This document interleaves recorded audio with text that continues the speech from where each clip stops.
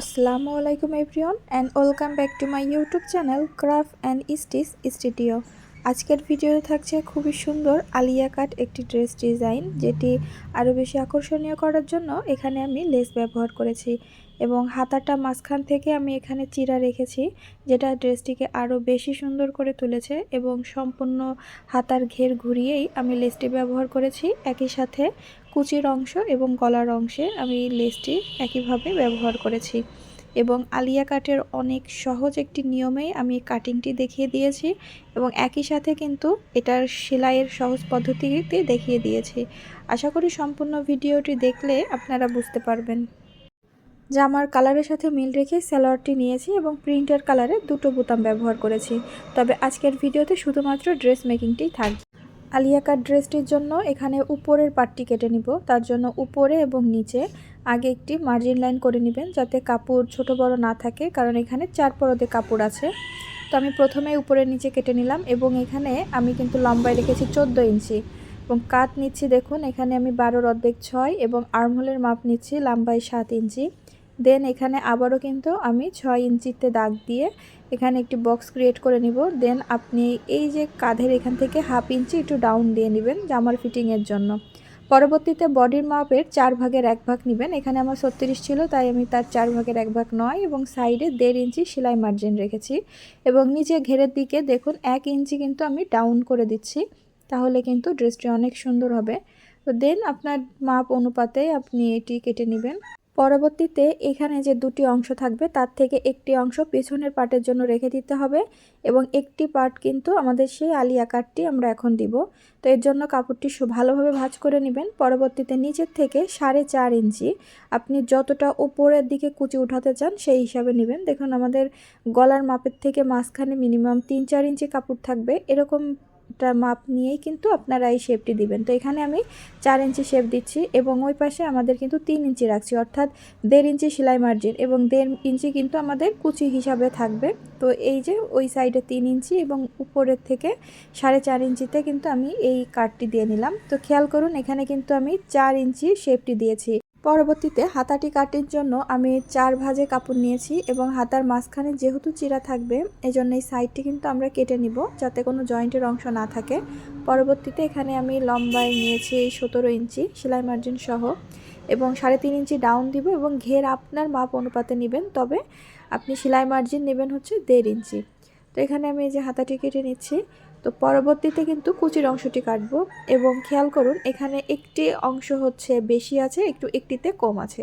মানে একটিতে হচ্ছে আমাদের উপরের যে পার্ট আপনার টোটাল যে ঝুল তার থেকে উপরে যতটুকু নিয়েছিল, যেরকম আমি 13 ইঞ্চি আমার টিকবে, তো সেটা বাদ দিয়ে যা ঝুল হয় সেই হিসাবে নিয়েছি। এবং আরেকটি পার্ট দেখুন আমি 4.5 ইঞ্চি বেশি নিয়েছি। ওই যে আলিয়া কাটের শেপ দিয়েছিলাম 4.5 ইঞ্চি, এই কারণেই কিন্তু এটা 4.5 ইঞ্চি বেশি নেওয়া। আর ওখানে যেভাবে শেপটি দিয়েছি এখানেও কিন্তু একইভাবে আমাদের 4.5 ইঞ্চি ডাউন দিয়ে নিতে হবে, তা নাহলে কিন্তু আপনার ওই পর্যায়ে কুচি বসাইতে গেলে আপনার প্রপার ডিজাইনটি ক্রিয়েট হবে না। তো এই যে কোনা করে কিন্তু কাটটি দিয়ে নেবেন এবং অবশ্যই 4.5 ইঞ্চি ডাউনটি হবে, তাহলে নিচের ঘের সেলাই করার সময়ও দেখবেন কোথাও কম বেশি হবে না। এখন হচ্ছে আমি গলাটি কেটে নিব। তো এখানে গলার লম্বা নিব 6 ইঞ্চি, চওড়া নিচ্ছি 2.5 ইঞ্চি, এক সুতা দিয়ে 4 কোনা বক্স করে এখানে জাস্ট এমনি পান গলা করে নিব। আপনারা চাইলে যে কোনো গলাই এখানে দিতে পারেন, বাট গোল গলাটা অ্যাভয়েড করবেন, আলিয়া কাটে গোল গলাটা ভালো লাগে না। আর পেছনের পাটের আমি এখানে লম্বা নিয়েছি 3.5 ইঞ্চি এবং চওড়া একই নিয়েছি। পরবর্তীতে এই পেপার পেস্টিংটি আমি কাপড়ের পরে ইস্ত্রি দিয়ে পেস্ট করে নিয়েছি এবং সাইড থেকে এক্সট্রা কাপড় সেলাই করে জামার একদম মিডিল পোর্শনে একটি পিন আপ করে নেবেন, তাহলে গলাটি সরে যাবে না এবং প্রপারভাবে মাঝখানে বসবে। দেন পেস্টিংয়ের একদম কোনা ঘেঁষে আমি সেলাইটি করে নিব এবং 2 সুতো কাপড় রেখে কেটে ছোট ছোট করে কাটস বসাবেন, তাহলে কাপড়টি উল্টাতে সুবিধা হবে। এবং এটি কিন্তু সামনের পার্ট এবং এখানে কিন্তু আমাদের সেই আলিয়া কাটের শেপটি দেওয়া হয়েছে। এখন জাস্ট ধারাবাহিকভাবে কুচিটি দিতে হবে। শুধু একটি বিষয় খেয়াল রাখবেন, আমাদের মাঝখানের যেই অংশ অর্থাৎ জামার মাঝখান এবং কুচির মাঝখান, এই দুটি মাঝখান যেন এক থাকে সেই দিকে আপনাদের একটু খেয়াল রাখতে হবে। তো এই মাঝখানটা ঠিক রেখে আপনি আস্তে ধাপে ধাপে আর কি কুচিগুলো দিয়ে নেবেন। যেহেতু 2.5 হাত বহরের কাপড় এজন্য কুচিটি একটু ঘন হচ্ছে। যদি আপনাদের এই কাপড়টি 2 হাতের হয় তাহলে কিন্তু এতটা ঘন কুচি হবে না, একটু পাতলা আসবে। এই হচ্ছে বিষয়। তো দেন পরবর্তীতে আমরা এটা উল্টে এর উপরে লেসটি বসাই নেব। তো এখানে আপনি লেস না ইউজ করলেও পারেন, বাট এখানে লেসটি ইউজ করলে বেশি সুন্দর দেখায়। এবং মাঝখানের ওই অংশটা অবশ্যই কিন্তু অল্প করে কাট দিয়ে নিতে হবে, তা না হলে কিন্তু অপর পাশে যখন টার্ন করে এই যে কাপড়ের উপরে লেস বসাচ্ছেন ওই অংশের কাপড়টা একটু দলা হয়ে থাকবে, এজন্য ওখানে কাটটি অবশ্যই দিতে হবে। এবং লেসও কিন্তু ঠিক এই পর্যায়ে এসেই কিন্তু আমি একটু কাট দিয়ে নিব। ঠিক লেজের উপরে যে লম্বা করে যে একটা দড়ির মতো অংশ আছে এবং তার সাথে তো ডিজাইনটি করা থাকে, জাস্ট উপরের দড়ির অংশটাই কিন্তু আমি এখানে কাটটি দিব এবং নিচের ফুলগুলা কিন্তু একই রকমই থাকবে। তো এইভাবে করেই কিন্তু যদি একটু কাট দিয়ে নেন দেখবেন যে আপনার লেস খুব সহজেই আপনি বসাতে পারছেন। তো এই যে সামনের পার্টটি কমপ্লিট হয়ে গিয়েছে, একইভাবে পিছনের অংশে আমি কুচি বসিয়ে নিয়েছি এবং গলাও বসিয়ে নিয়েছি। পরবর্তীতে গলার পেস্টিংটি আমরা কিন্তু উল্টো দিকে ভাঁজ দিয়ে তারপরে এই গলার মানে পিছনের গলার ওখানে রেখে দেন ওইটা উপর থেকে উঠিয়ে দিয়ে সেলাই করলেই কিন্তু খুব সুন্দর একটি ফিনিশিংয়ের সাথেই সেলাইটি কমপ্লিট হবে। খেয়াল করুন, এটা কিন্তু আপনার টেইলারে আপনি যদি ড্রেস মেক করতে দেন আপনার কিন্তু এরকম প্রপার ফিনিশিং আসে। তো অবশ্যই চেষ্টা করবেন বাসা বাড়িতে তৈরি করলেও এভাবে প্রপার ফিনিশিং দিয়েই তৈরি করার জন্য। এখন আমি গলার এই যে অংশটি লেস লাগাবো, আর লেসটি কিন্তু সোজা, আর আমরা জানি কি গলাতে কিন্তু ওরেপ পট্টি কাটতে হয় যদি পাইপিং দিতে হয়। তো এই ধরনের লেস ইউজ করার ক্ষেত্রে আপনারা এই টিপসটি অবলম্বন করবেন। এইভাবে 2-3 ইঞ্চি পর পর এইভাবে কাট বসিয়ে নেবেন, তাহলে দেখবেন খুব সুন্দরভাবে আপনার গলার শেপ অনুপাতে লেসটি আপনি ইজিলি লাগাতে পারছেন। তা না হলে কিন্তু ভালোভাবে লাগানো যায় না। এখন ফিটিং মাপ অনুপাতে কিন্তু দাগ দিয়ে দেন এখানে সেলাইটি করে নেবেন। আর আলিয়া কাটে কোনো ধরনের মাঝারি ফিতা ব্যবহার করা হয় না, এই জন্য কিন্তু এখানে কোনো ফিতা নেই, বাট আপনারা যদি মনে করেন দিবেন দিতে পারেন। তো এই যে নিচের থেকে আমি 5 ইঞ্চি মানে নিচের থেকে দাগ দিয়ে উপর থেকে কিন্তু আমি নিচে মানে 5 ইঞ্চি মানে ফাড়া রাখবো সেই হিসাবে দাগ দিয়ে সেলাইটি করে নিলাম।